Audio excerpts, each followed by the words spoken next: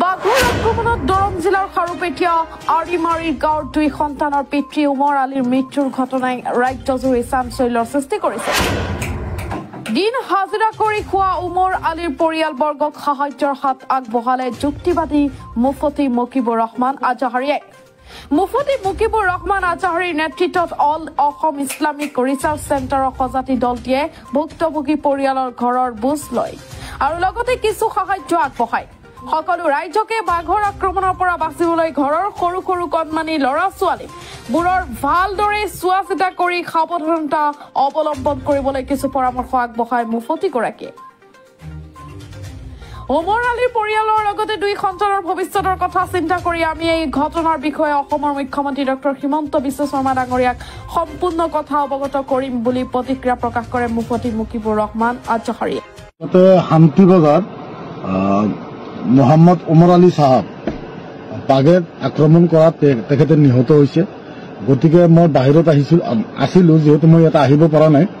আজি আমি all Assam Islamic research চেণ্টাৰৰ তৰফৰ পৰা অকমান সাহায্য যিখিনি পাৰা যায় সেইখিনি আমি তেওঁলোকক কৰিলো আৰু পৰিয়ালখিনিক লগত এটা বুজা পৰামৰ্শ কৰিলো। লগতে মই তেওঁলোকক কৈছো ইনশাল্লাহ মই এই সপ্তাহত যদি গুৱাহাটীত যাওঁ, মই অসমৰ সন্মানীয় মুখ্যমন্ত্ৰী ডক্টৰ হিমন্ত বিশ্ব শৰ্মাৰ লগত মই লগ কৰি গোটাই ডিটেইলছ কথাখিনি মই কম আৰু আজি মই আমাৰ দৰং জিলাৰ ডিচি ডাঙৰীয়া তেখেতকে মই লগ ধৰিম, আমাৰ SP ডাঙৰীয়া তেখেতৰ লগতো মই লগ ধৰি গোটাই কথাখিনি তেওঁৰ লগত অৱগত কৰাম আৰু তেওঁলোকে যিহেতু গম পাইছেহে কথাখিনি। গতিকে যিহেতু পৰিয়ালটো নিহত হৈছে, 2টা বাচ্চা আছে, এজন ছোৱালী আছে, এটা সৰু ল'ৰা আছে, 2জন বাচ্চা আছে আৰু মহিলাজনীও মই শুনামতে প্ৰেগনেণ্ট আছে। গতিকে মই অসম চৰকাৰক বিনম্ৰভাৱে অনুৰোধ কৰিম যাতে আমি ভাল এটা এমাউণ্ট যাতে তেওঁলোকে পায়, এই পৰিয়ালটোৰ যাতে ভৱিষ্যতত কোনো এটা প্ৰব্লেম যাতে নহয় সেইটো যাতে চৰকাৰে কৰে। আৰু মই নিজেও ব্যক্তিগতভাৱে যিখিনি পাৰা যায় সেইখিনি মই কৰি আছো আৰু কৰিম ইনশাআল্লাহ। লগতে অসমৰ মুখ্যমন্ত্ৰী ডাঙৰীয়াক মই 2 এদিনৰ ভিতৰতে মই পাৰ্চনেলি হিচাপত তেওঁক লগ কৰি এই গোটাই কথাখিনি বাঘৰ যিটো আতংক হৈ আছে গোটাই কথাখিনি মই কালি বা পৰহি অসমৰ মুখ্যমন্ত্ৰী ডাঙৰীয়াক লগ ধৰি মই কথাখিনি কম আৰু পৰিয়ালটো যাতে ভাল এটা এমাউণ্ট যাতে তেওঁলোকে পায়, যাতে ভৱিষ্যতে তেওঁলোকৰ কোনো ধৰণৰ প্ৰব্লেম নহয়, সেইখিনি কাম কৰাৰ কাৰণে ইনশাল্লাহ ৰিচাৰ্চ চেণ্টাৰৰ তৰফৰ পৰা ইনশাল্লাহ সেইখিনি কাম আমি কৰিম বুলি প্ৰতিশ্ৰুতি দিছো ইনশাল্লাহ। নাই, আচলতে ফৰেষ্ট ডিপাৰ্টমেণ্টে তেওঁলোকে বহুত গাফিলতি কৰিছে। ইয়াতে তেওঁলোকে যি ধৰণৰ কাম কৰিব লাগিছিল সেই ধৰণে কাম কৰা নাই, ফৰেষ্ট ডিপাৰ্টমেণ্টে সেই ধৰণৰ কাম কৰা নাই আৰু কেইটা বাঘ ইয়াতে আহিছে তেওঁলোকৰ কোনো ডিটেইলছো তেওঁলোকৰ ওচৰত নাই। গতিকে মানুহখিনি আতংকিত হ'ব নালাগে। ইনশাল্লাহ ইয়াৰ ব্যৱস্থাটো অতি সোনকালে হৈ যাব, সকলোৱে লাগি আছে। তাৰ লগতে আমিও আজিৰ পৰা এইটো কামত লাগিলো ইনশাল্লাহ। 2 এদিনৰ ভিতৰতে আপোনালোকে ভাল ফলাফল পাব বুলি আশাবাদী ইনশাল্লাহ। বাঘৰ আক্ৰমণত দৰং জিলাৰ খাৰুপেটীয়া আৰিমাৰীৰ গাঁৱৰ 2 সন্তানৰ পিতৃ উমৰ আলীৰ মৃত্যুৰ ঘটনাই ৰাজ্যজুৰি চাঞ্চল্যৰ সৃষ্টি কৰিছে। দিন হাজিৰা কৰি খোৱা উমৰ আলীৰ পৰিয়ালবৰ্গক সাহায্যৰ হাত আগবঢ়ালে যুক্তিবাদী মুফতি মুকিবুৰ ৰহমান আজাহাৰীয়ে। মুফতি মুকিবুৰ ৰহমান আজাহাৰীৰ নেতৃত্বত অল অসম ইছলামিক ৰিচাৰ্চ চেণ্টাৰৰ সজাতি দলটিয়ে ভুক্তভোগী পৰিয়ালৰ ঘৰৰ বুজ লয় আৰু লগতে কিছু সাহায্য আগবঢ়ায়। সকলো ৰাজ্যকে বাঘৰ আক্ৰমণৰ পৰা বাচিবলৈ ঘৰৰ সৰু সৰু কণমানি ল'ৰা ছোৱালীবোৰৰ ভালদৰে চোৱা চিতা কৰি সাৱধানতা অৱলম্বন কৰিবলৈ কিছু পৰামৰ্শ আগবঢ়ায় মুফতিগৰাকীয়ে।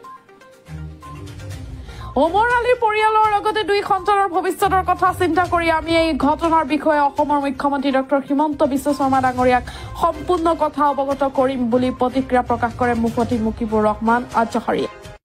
শান্তিবজাৰ মোহাম্মদ উমৰ আলী সাহাব বাঘে আক্ৰমণ কৰাত তেখেতে নিহত হৈছে। গতিকে মই বাহিৰত আছিলো, যেহেতু মই ইয়াতে আহিব পৰা নাই। আজি আমি অল আছাম ইছলামিক ৰিচাৰ্চ চেণ্টাৰৰ তৰফৰ পৰা অকমান সাহায্য যিখিনি পাৰা যায় সেইখিনি আমি তেওঁলোকক কৰিলো আৰু পৰিয়ালখিনিক লগত এটা বুজা পৰামৰ্শ কৰিলো। লগতে মই তেওঁলোকক কৈছো ইনশাল্লাহ মই এই সপ্তাহত যদি গুৱাহাটীত যাওঁ, মই অসমৰ সন্মানীয় মুখ্যমন্ত্ৰী ডক্টৰ হিমন্ত বিশ্ব শৰ্মাৰ লগত মই লগ কৰি গোটাই ডিটেইলছ কথাখিনি মই কম আৰু আজি মই আমাৰ দৰং জিলাৰ ডিচি ডাঙৰীয়া তেখেতকে মই লগ ধৰিম, আমাৰ SP ডাঙৰীয়া তেখেতৰ লগতো মই লগ ধৰি গোটাই কথাখিনি তেওঁৰ লগত অৱগত কৰাম আৰু তেওঁলোকে যিহেতু গম পাইছেহে কথাখিনি। গতিকে যিহেতু পৰিয়ালটো নিহত হৈছে, 2টা বাচ্চা আছে, এজন ছোৱালী আছে, এটা সৰু ল'ৰা আছে, 2জন বাচ্চা আছে আৰু মহিলাজনীও মই শুনামতে প্ৰেগনেণ্ট আছে, গতিকে মই অসম চৰকাৰক বিনম্ৰভাৱে অনুৰোধ কৰিম যাতে আমি ভাল এটা এমাউণ্ট যাতে তেওঁলোকে পায়, এই পৰিয়ালটো যাতে ভৱিষ্যতত কোনো এটা প্ৰব্লেম যাতে নহয় সেইটো যাতে চৰকাৰে কৰে। আৰু মই নিজেও ব্যক্তিগতভাৱে যিখিনি পাৰা যায় সেইখিনি মই কৰি আছো আৰু কৰিম ইনশাআল্লাহ। লগতে অসমৰ মুখ্যমন্ত্ৰী ডাঙৰীয়াক মই 2 দিনৰ ভিতৰতে মই পাৰ্চনেলি হিচাপত তেওঁক লগ কৰি এই গোটাই কথাখিনি বাঘৰ যিটো আতংক হৈ আছে গোটাই কথাখিনি মই কালি বা পৰহি অসমৰ মুখ্যমন্ত্ৰী ডাঙৰীয়াক লগ ধৰি মই কথাখিনি ক'ম আৰু পৰিয়ালটো যাতে ভাল এটা এমাউণ্ট যাতে তেওঁলোকে পায়, যাতে ভৱিষ্যতে তেওঁলোকৰ কোনো ধৰণৰ প্ৰব্লেম নহয়, সেইখিনি কাম কৰাৰ কাৰণে ইনশাআল্লাহ ৰিচাৰ্চ চেণ্টাৰৰ তৰফৰ পৰা ইনশাআল্লাহ সেইখিনি কাম আমি কৰিম বুলি প্ৰতিশ্ৰুতি দিছো ইনশাআল্লাহ। আৰু নাই আচলতে ফৰেষ্ট ডিপাৰ্টমেণ্টে তেওঁলোকে বহুত গাফিলতি কৰিছে। ইয়াতে তেওঁলোকে যি ধৰণৰ কাম কৰিব লাগিছিল সেই ধৰণে কাম কৰা নাই, ফৰেষ্ট ডিপাৰ্টমেণ্টে সেই ধৰণৰ কাম কৰা নাই। আৰু কেইটা বাঘ ইয়াতে আহিছে তেওঁলোকৰ কোনো ডিটেইলছ তেওঁলোকৰ ওচৰত নাই। গতিকে মানুহখিনি আতংকিত হ'ব নালাগে। ইনশাআল্লাহ ইয়াৰ ব্যৱস্থাটো অতি সোনকালে হৈ যাব, সকলোৱে লাগি আছে। তাৰ লগতে আমিও আজিৰ পৰা এইটো কামত লাগিলো ইনশাআল্লাহ 2 দিনৰ ভিতৰতে আপোনালোকে ভাল ফলাফল পাব বুলি মই দীৰ্ঘ আশাবাদী ইনশাআল্লাহ।